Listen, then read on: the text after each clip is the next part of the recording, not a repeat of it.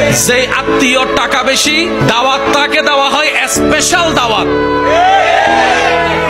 আর যতই কাছের রক্তের হোক না কেন, যদি টাকাওয়ালা না হয়, দাওয়াতও তেমন ভালো করে পাই না, মেহমানদারিও তেমন ভালো করে পাই না, খাবার খেয়েছি কি খাই নাই সেইটাও জিজ্ঞেস করার কেউ থাকে না।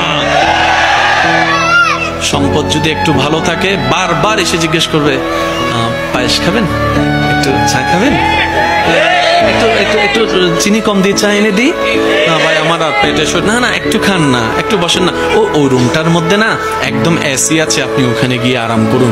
ওই দূরের আত্মীয়টা।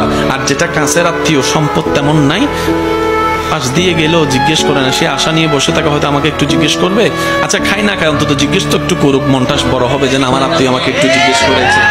এই আশাটাও আশার মধ্যে থেকে যায়, স্বপ্নটা স্বপ্নের মধ্যে থেকে যায়, কল্পনাটা আর বাস্তবে রূপ নেয় না, কারণ আমরা এখনো পাক্কা মুসলমান হতে পারি।